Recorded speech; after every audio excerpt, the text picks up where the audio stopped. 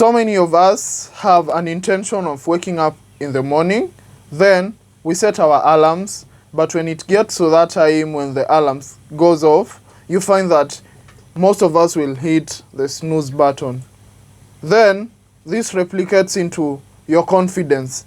You know, self-confidence is built by the small, consistent promises that you engage in after you kept to yourself. So if you decided that I'll go for a walk for 15 minutes, and then that time comes and you decide to maybe just do something else and forget about it. After all, you say, this is boring, I don't feel like doing this anymore. Then it builds up in your subconscious mind when it tells your brain that you are a pathetic person who doesn't keep the promises that they make to themselves. So today I want to challenge you that you make sure you keep those small promises that you make to yourself. Hello, great people. My name is Washika Wesonga. My mission is to help young people reinvent their lives in God and realize the potential within themselves. This is episode number 5, and today we want to talk about how you can use your productive morning routine to dominate your day. So I'll just start with a quote from one of the great people I've been researching on this podcast for a while. So just allow me to read this. And it's a quote by Henry D. Wagner. He says, "When I'm just waking up, I like to keep a space for my own thoughts and ideas. Checking my phone is not a priority of mine." So this is a mistake that a lot of us do. When you wake up in the morning, you know very well you want to do something that is productive, but then, we are used to this comfort or the instant gratification or the desires to feel good earlier. So you wake up in the morning, you want to check your statuses, you want to check your WhatsApp, you want to check your TikTok, you want to check Instagram and see how many likes you got, maybe how many people have texted you, your Facebook account, and see how many likes the post you made has got.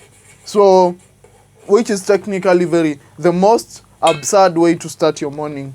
And today, I'll give you insights on how you can become a better person using your morning routine. So let me give you a little story about myself. There's this time I was in third year. No, technically I'm wrong. Sorry. There was this time I was in second year, and I was in this degenerate version of me. Currently, I'm working on the 2.0 version of me, and the progress is immense, and I'm grateful to God. So you find that I would wake up at 3 a.m. in the morning. Then the first thing I will do, at this time I had this addiction to masturbation loop. So I could take my phone and go to Pornhub, or I could go to YouTube and search for porn and fap. So then you find that after that I can't sleep. Now I have to engage in this destructive pattern of habit. Then when the day now comes, when the sun is out, I can't really focus. I feel like I'm a pathetic person. I feel like I don't have the energy and the productivity. So today I want to teach you about the things you've been doing wrong in your morning routine, why you should adopt a good morning routine, and the things that you can do to become productive and to use your morning routine to dominate your day. So I started this morning routine like 2 years ago, and my pattern came from this book I'm going to show you here. It's called The 5 a.m. Club by Robin Sharma. This is the book that introduced me to an effective morning routine. So shout out to all those people who want to become productive. I could just advise you to go in the market, like streets. I buy my books from the streets because right now I don't have the money to buy this legit book. So I just go to the streets in Nairobi and I get the books. So whatever you can get these books from, if you're watching me from abroad, you could go to Amazon, just order the book. If you want to understand everything about an effective morning routine and how you can catapult your day by implementing the good thoughts or the good patterns. So I just want to read some few quotes from the book, and now I'll connect it to how you can use your morning routine to dominate your day. So the first page, just give me some few minutes. Okay, so I'll just let me just tell you in a nutshell what the 5 a.m. Club is. It's about this dialogue. So there's this artist who feels like a loser, he's breaking off, he doesn't know what his life is amounting into. And then there's this successful businesswoman, but her life is now dwindling because she lost her dad.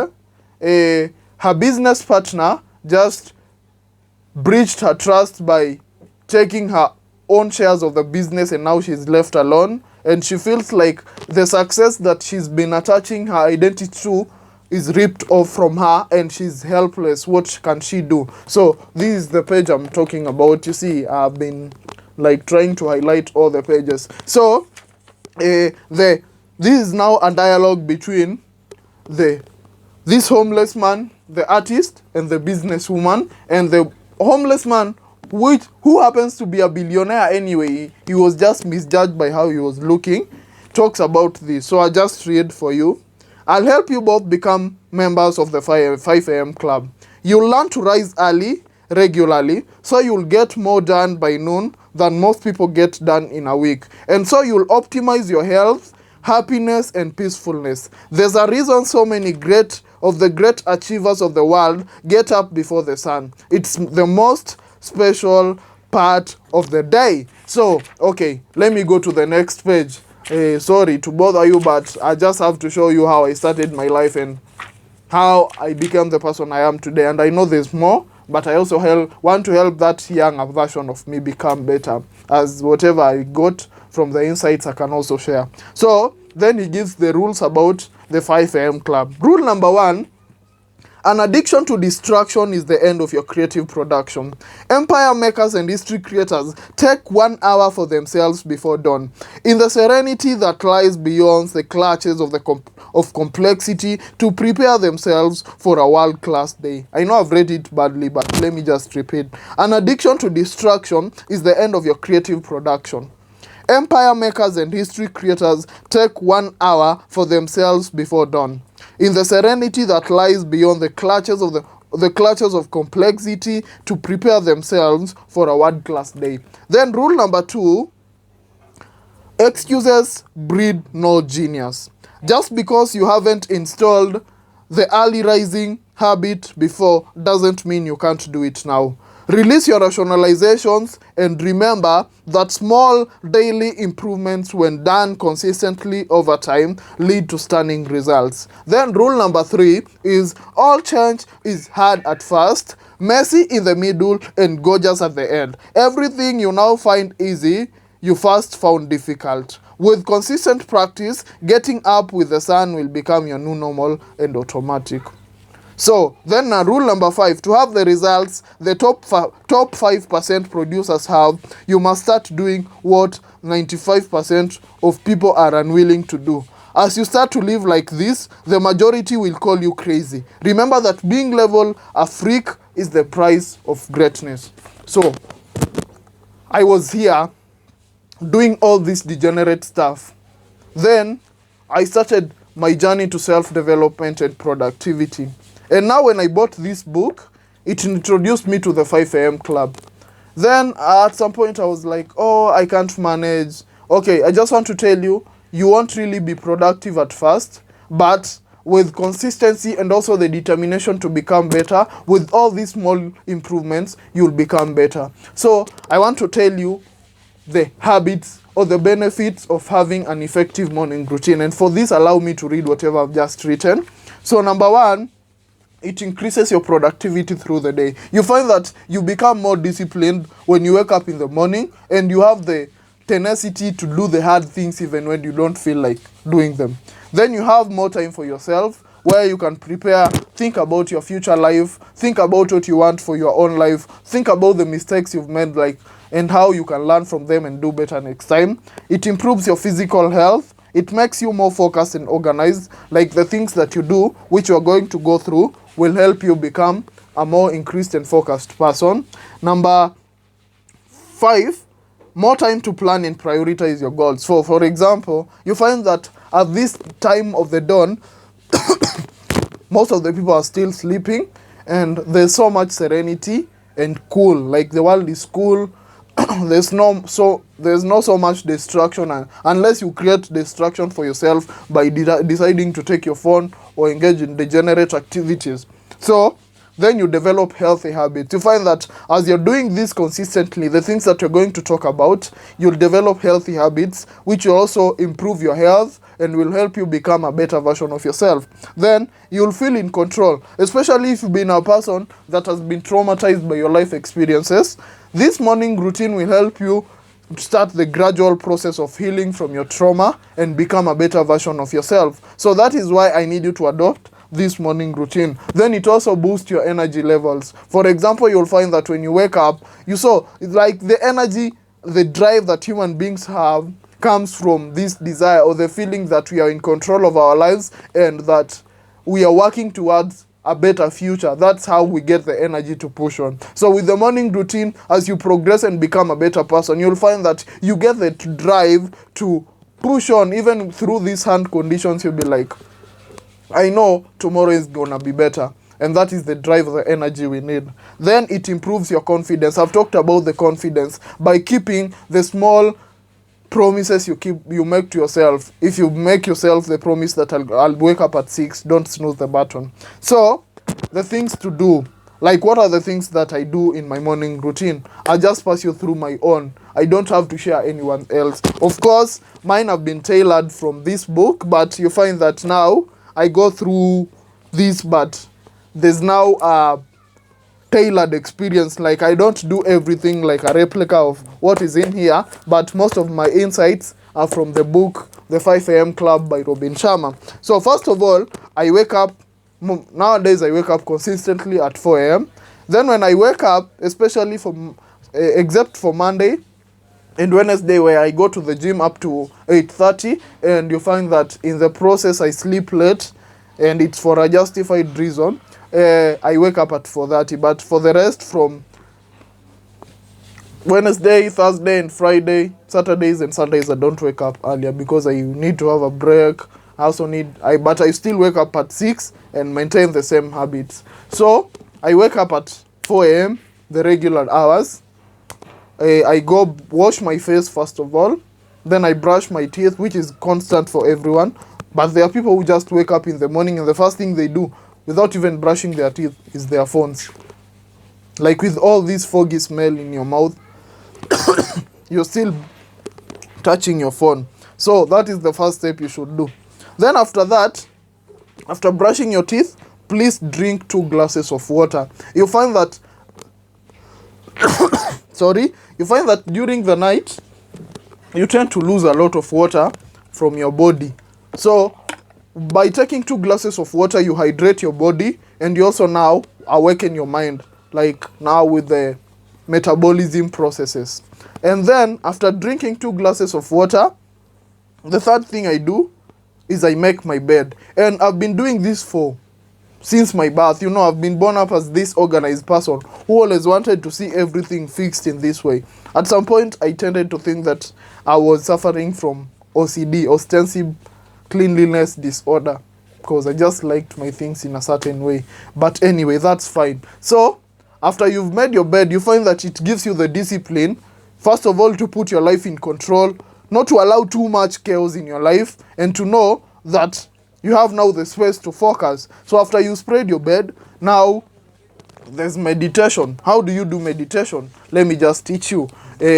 So first of all, I want to teach you, I learned about meditation from the book. I also learned about meditation from Think Like a Monk by Jay Shetty. I had the book. I gifted the book to one of my friends during my attachment at Kakamega Locots. So I hope it's helped her. So I just give you a tailor of what you can do during your meditation. So we can do this together. You can just post this video, an actionable step which everyone must take. Bro, my sis, don't skip this part, please. So I want you to put your hands crossed. Your legs crossed. I want you to put your hands on your laps. And I want you to close your eyes. And I want you now to breathe in as you count 4. Breathe in 4 seconds. Count it like in your head. 4 seconds. Then you hold for 4 seconds. Then you breathe out through your mouth for 4 seconds. Or you can just breathe out through your nose too. Either of the two. But don't breathe in through your mouth. It's very harmful to your health. sorry, my microphone just fell down. By the way, guys, you can see that this episode I have a microphone. I don't know if I should just hold it or I should put it here, but the best way I can do is hold it so that you can see me. You can see my hands too. I think they are pretty too. So that is weird anyway. So I want you as to do it now because we are doing it together. I'll place it back on my, just for a minute. And sorry about that, it's okay. So we put our hands on our laps with our legs crossed, then we are here. Close your eyes. I want you to focus on your breath. Put your mind, the awareness, put it on your mind or the breath. So let us do it together. Then I want you to hold. Okay, I'm speaking because I'm directing you, but I'm not supposed to speak. Hold. Then breathe out. Do it for 5 minutes as a starter. I do it for 15 or 10 minutes. It depends with how much time I have or how earlier I have woken up. If I've woken up at 4 a.m., I'll do it for 15 minutes. If it's at 4:30, I'll do it for 10. So after you've meditated, you've done your meditation, it improves your health, first of all, because there's a way someone, I just read, I was watching a podcast from one of Andrew Huberman. You can go type on YouTube. Andrew Huberman it's a health podcast. It talks about health, dopamine, productivity, and everything. So I was watching the important aspects of meditation and how it increases your brain activity. So you can go and watch that. So you find it also helps you with focus. It boosts your self-confidence.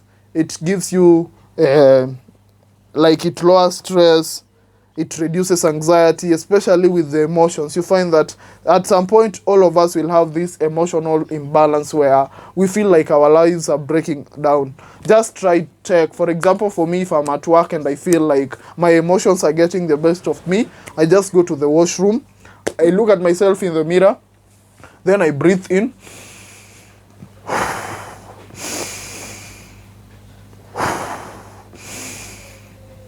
Then after that, I tell myself some mantra like, it will be okay. So guys, I'm coming. So guys, welcome back and sorry about that. I was talking about meditation and mantras.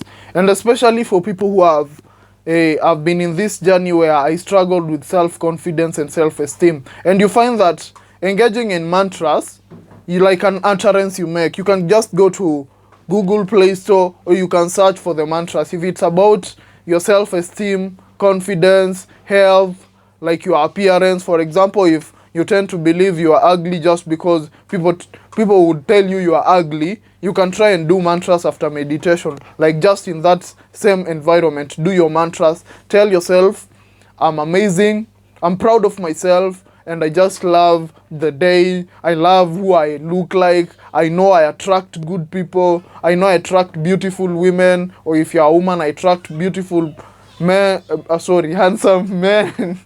Sorry. So you find that, okay, this feels like cringe anyway. Okay, there are people who say mantras won't work. And it won't work if you also don't take actions. If you don't take consistent actions that also they have overwhelming evidence to disprove the fact or what your brain tends to tell you are. For example, if you are this person, your brain tells you are pathetic, but you engage in actions that prove the contrary, you also become better. So the mantras help you, especially with your self-talk. You find that there are a lot of us who talk to ourselves in a way that we won't even talk to any other person. So you talk to yourself in the most brutal and pathetic way, and you're here trying to wonder why you're always having this low self-esteem, low self-confidence. So I want you to engage in mantras. Just go and search for mantras. Go and search for an app. I remember when I started, I told you I hated myself. And as cringe as it may sound, this helped me. I could do mantras. I could go and check myself in a mirror. You know, you could say it's gay. Like, I could go and check myself in a mirror and tell myself, you are handsome, you are amazing, you attract good people, you are not defined by your past. You see? So it's a gradual step towards transforming your mindset. Okay, so after you've done your mantras, you can take some coffee, but I need you to finish with the three I'm going to talk about, then you can take your coffee. So I need you to do something else. Sorry.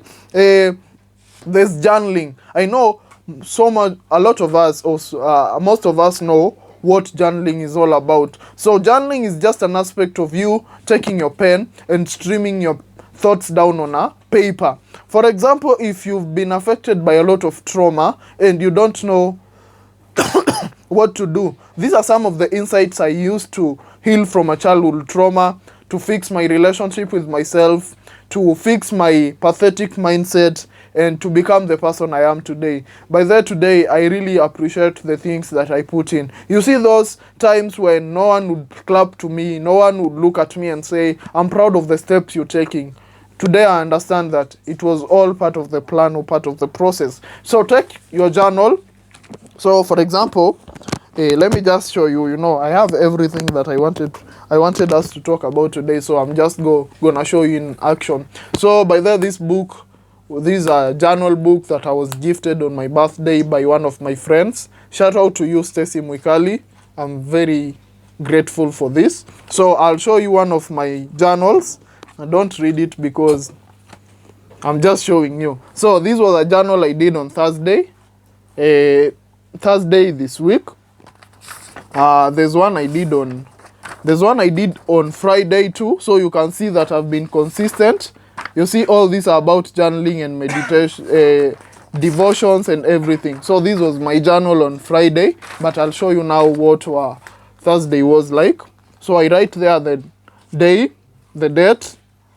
I write my title like morning journal. Then I write the topic I want to talk about. So for example, did I have any reason to feel disappointed? This time I was talking about expectations and how I felt about that day anyway. I won't open up and just forgive me. But now you see I journaled. By the journaling, you don't have to be really into the nitty-gritty. So you can just journal about your emotions, about the pain, about like the unfolding experience you had. For example, if you're from a relationship, you had this heartbreak and it really shattered you apart and you're trying to understand yourself. So I need you to do some journals, and especially for the mantras, or especially for these things you're trying to overcome. At some point I was like, especially when I was fighting this pathetic mindset, I read somewhere that you can do a journal, then take a matchbox or a lighter, whatever you use, and then go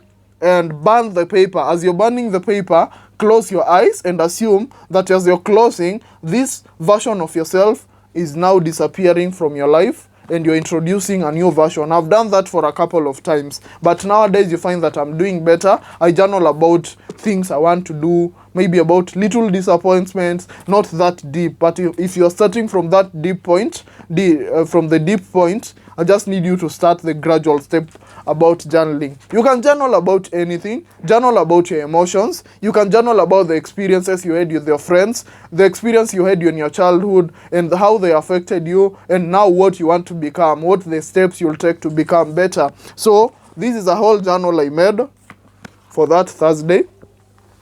I don't know if you can see. Yeah, my handwriting is too tiny, so you can't read anyway.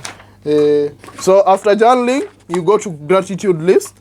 You see, the gratitude list is very important, and it still Robin Sharma still talks about gratitude in this book.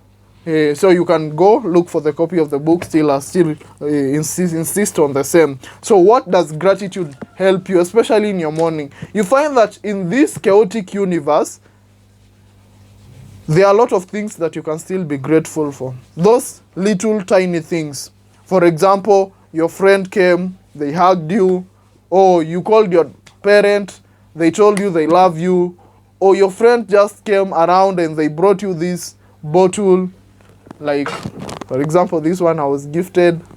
There are a lot of things you can be grateful for. So when you take this step to put your thoughts down on the paper in form of a gratitude list, you find that you'll now start appreciating these little moments. And you also find that the energy you carry around people will be different, because first of all, you'll eliminate the entitlement mentality, and you'll start appreciating the things that people do for you, and you'll also find a way to give a hand back. It's like you're also giving that mutual benefit, so that you don't just have an entitlement towards other people. So for example, I always start my gratitude list with being grateful to God for whatever he did. So after that, I do my gratitude for my friends. I did this one for my friend. I don't need to tell what it was all about. Then I did this for my father. So after that, you now come to the most important part of your morning journal, where it's a morning devotion. For example, for me, I'm spiritual, I'm a Christian. I don't like to refer to myself as a Christian because there's so much misleading. I'm a kingdom oriental seeker, and so I don't need you to, I'm not a preacher, so I don't tell you should, come to Christianity. No. For me, I just need to help you. I know my purpose. I wasn't called to be a pastor, so I'm just trying to give you insights on how I became better. So if it's either you are a Christian or you are a Muslim, just take your spiritual book. So for me, I'm a Christian, and this is my Bible. So the Bible is here. I bought this Bible from my Hellblon. Interesting. And when I bought this Bible, I made a covenant with God. I told him, God, I'm making this sacrifice, and I know that I'll never tarmac in my life. I'll never tarmac. I told him, and he promised me, take your money, buy the Bible, and you'll never tarmac. So before I even finished my last exams in 4.2, I got an opportunity to be in a law firm. By the way, I started my first internship before I finished my last exams in school. Coming from this background where my parents are a nobody, I'm not anybody in this life, but it was all by the grace of God. It was all by the support I got from my uncle and one of my mentors, Mr. Wanyama. He's an advocate. And by the way, if you have anything you need, for the legal services, you want us to do an affidavit for you, you want to register a business, you want an affidavit of change of name, you want to understand anything, the details about registration of a company or registration of an NGO, anything that is legal related, just comment in that section in this podcast, and I will help you. I can share my number, and we can help each other grow. So I take my Bible. Right now I'm reading the David series. I started with 1 Samuel. I finished the whole book of 1 Samuel. Right now I'm on 2 Samuel chapter 7. So you find that God has been telling me that your purpose will be like that of David. So he told me, go and read the story of David from the Bible. So I started with 1 Samuel chapter 1 from verse 1, and right now I'm in 2 Samuel. I only read 10 verses of the Bible in a day, and after that I pray. So while reading your Bible, make sure you take some notes. So for me, I write everything about what I'm reading. So for example, as you can see here, the light is too much, you can't see. The whole thing is just the verses of the Bible I've been reading. For example, that Thursday I was reading 2 Samuel chapter 7 from verse 8 to 18. So that is what I've been doing. Then after reading my Bible, I take some time and reflect on whatever insights I got from that verse or from the verses I've been reading and how it helps me. Then I also enhance my relationship with God by getting that confidence that God is always working in the behind the scenes and in the background. So after that, I take some 5 or 10 minutes. I pray. You can just pray about your life, your family, your friends, your boss, your school, your community, everything. Just like the normal prayer you pray, and it depends with what you need God to help you with. So take some time and pray. Then after that is now where we come to the mindset shift. This whole process is about the mindset shift, and now this is another tenet of the mindset shift. From Monday, I'll be reading this book. It's called Man's Search for Meaning by Viktor Frankl. So he talks about his story or his experience in the Nazi concentration camps and The pain that he went through, he lost his wife, he lost his mother, he lost his father, he lost his family and all his possession. And the pain was so immense. He was always contemplating extermination. But from the camp, he was able to become one of the greatest psychologists in the universe. So I bought the book yesterday. I'll be starting my journey of reading the book from Monday. I also invite you, if you feel like your life has no purpose or meaning, you can go in the streets. Or if you are abroad, by the way, I have an audience from abroad, from UK and from the US. And I really appreciate you guys for your support. Because 17% of our audience is from the US and 1% is from the UK. So I really appreciate you guys from the UK, from Kenya, and everyone who is supporting me in this work. May God bless you. So you take the book, you take your paper, and you take, for example, I'll be reading this book. Let me just show you a demonstration. So I call it a benediction. So if you can read this, I don't know if you can read this. This is benediction. Then I was reading The Millionaire Fastlane by MJ DeMarco. By that, I read a lot of books. I have like a library. There's a time I'll just do a podcast on the books I've read and the books that have impacted my life. For example, there's one by 12 Rules for Life by Professor Jordan B. Peterson. I've given it to my friend, but he will return. There's another one called The Psychology of Money by Morgan Housel. There's a time I'll devote that to this. This was about a morning routine. But now the books you read are very important. Look for books that are productive, that help you steer towards a victor's mindset. So, if you're struggling with finding your purpose, if you want to develop an effective morning routine, especially for everyone who is new to self or personal development, please look for a copy of this book in the streets. It will really help you. So after you've done your benediction, you've read the chapter of the book, and you must have a pen and a notebook. You jot down the points you're learning. Now you can come and take your coffee, or if there are people who take, I don't know, the other things you take, your breakfast or anything. Then after that, you now come to your to-do list. So start with the hard tasks and become intentional about the things you want to do. So as I finish this podcast today, I'll just finish with one of the mantras that one of my online mentors, Bedros Keuilian, talks about in his podcast. You can go and search the Bedros Keuilian Show. He says, average is the enemy, success is your own responsibility, and change can happen in an instant if you decide to flip the switch. Till next time, see you guys, and the peace of the Holy Spirit do you well. Thank you.